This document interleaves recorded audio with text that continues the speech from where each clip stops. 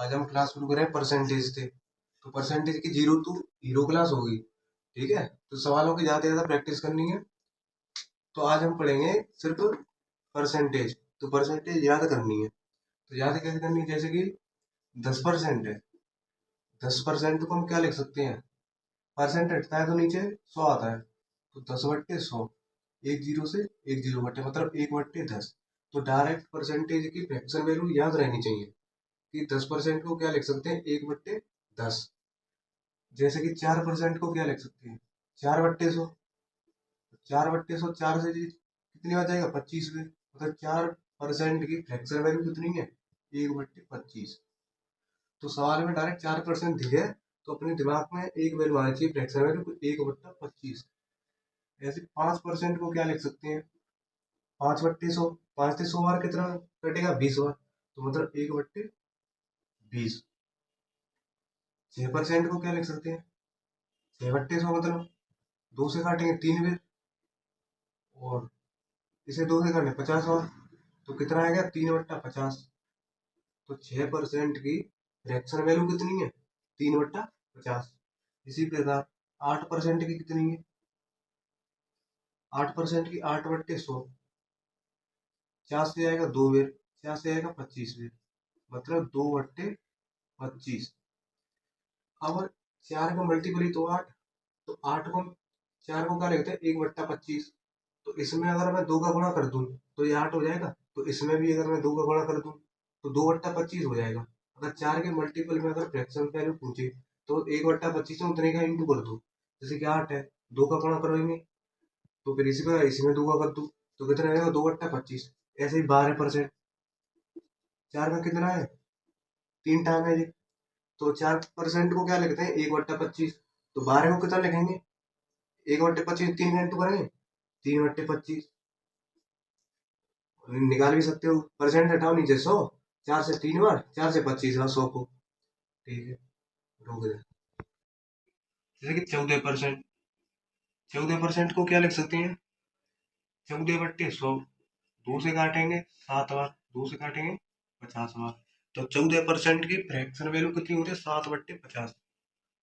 15% को क्या लिख सकते हैं, 15/100। 15 को 5 से आएगा 3 बार, 100 को 20 बार, तो 3/20। 15 किसका मल्टीपल है, 5 का। तो 5% को क्या लिख सकते हैं, 1/20। इसमें 3 का इंटू करेंगे तो हो जाएगा 15%। इसमें 1/20 में अगर हम 3 का इंटू करेंगे तो 3/20 हो जाएगा। तो ऐसे 15% हो गया था ना, 3/20। ध्यान नहीं रहे तो 15% को निकाल लो। तो कैसे लिख सकते हैं, 15/100। 5 से काटेंगे 3 बार, 5 से काटेंगे 20 बार, तो 3/20। इसी प्रकार 16%। 4% को 1/25। तो 4 का इंटू 4 है तो 4/25। तो 16% को 4/25। 20% को 20% को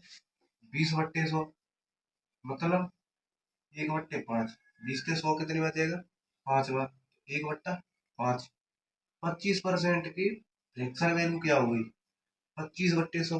25 से 100 बार, 100 कितनी बार कटेगा, 4 बार, तो 1/4। ऐसे 30% की फ्रैक्शन वैल्यू क्या होगी, 3/10। कैसे 30/100 रख सकते हैं, 0 से 0 बटेगा, 3/10 बचेगा। 10 का कितने टाइम से, 3 बार।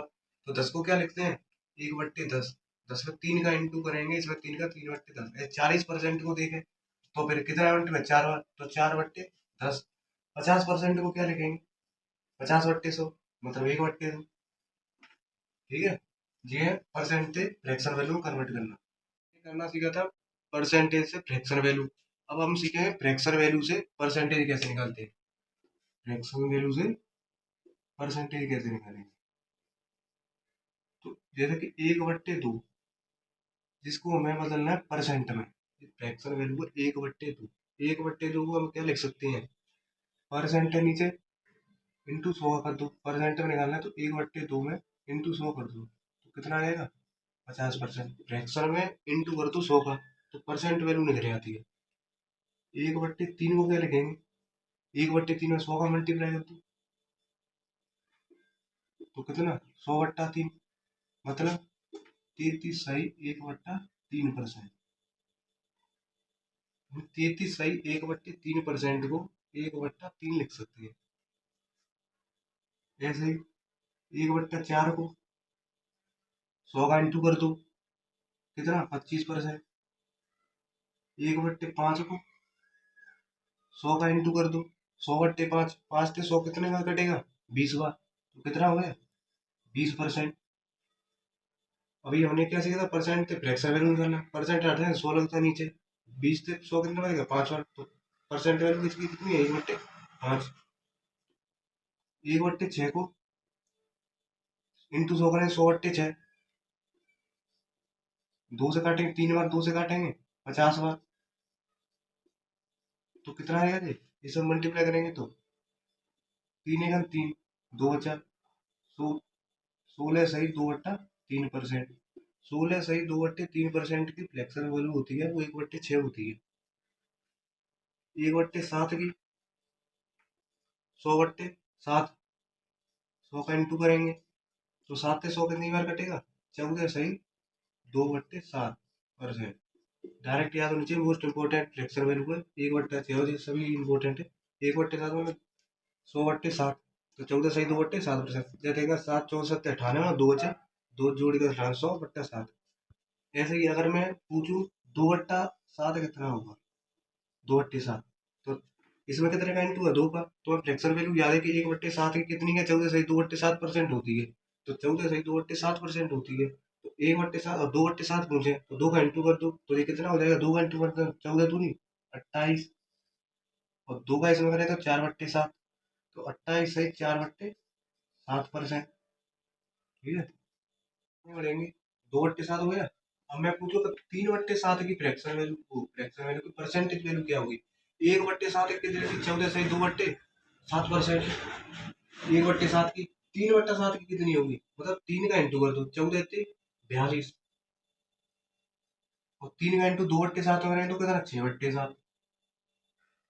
अगर 7 नीचे है तो बस 1/7 होता है, 14 सही 2/7%, उसी में इंटू कर दो जितनी 3/7 है, तो 4/7 का क्या होगा, 4/7 हो गया इसमें 1/7 को कितना 14 सही 2/7, 4/7 इंटू 4 का मतलब 14 चौक 56, 14 चौक 56, 4 का इसमें मल्टीप्लाई करेंगे तो 8/7, 2 में कितना 8/7, मतलब एक इसमें पूरा एक बार तो चला जाएगा, और एक बचेगा रिमाइंडर, तो ये कितना हो जाएगा 57 से 1/7%। 4/7 की फ्रैक्शन वैल्यू होती है 57 से 1/7%, क्योंकि 7 एक बड़ा है तो एक बार तो पूरा मल्टीप्लाई चले जाएगा इसमें, 7 एकम 7, एक बचेगा, तो एक इसमें जुड़ जाएगा, तो कितना 57 से 1/7%। 5/7 को क्या लिखेंगे, 5 से इंटू कर दो, 14 सही 2/7 और 5 का मल्टीप्लाई, तो 14×5 = 70, 5 का इसमें करेंगे 10/7, मतलब 7 से एक बार तो पूरा जाएगा, तो ये कितना होगा 71, रिमाइंडर कितना बचेगा 3, तो 3/7%। 5/7 की फ्रैक्शन वैल्यू है, वो परसेंटेज वैल्यू है 71 सही 3/7%। ऐसे ही 6/7 का निकाल लेना।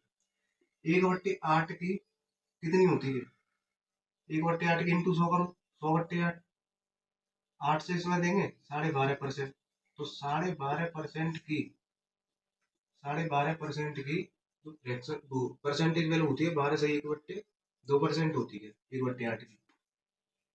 तो मैं पूछ 2/8 की क्या होगी, तो 2 से 8 कितना होगा 1/4, 1/4, 1/4 को क्या लिख रहे हैं 25%, वही 1/8 को अगर 12.5% लिख रहे हैं, तो 2/8 को 2 से मल्टीप्लाई हो रहा है ना, तो 25%, 12.5 इंटू 2 25%।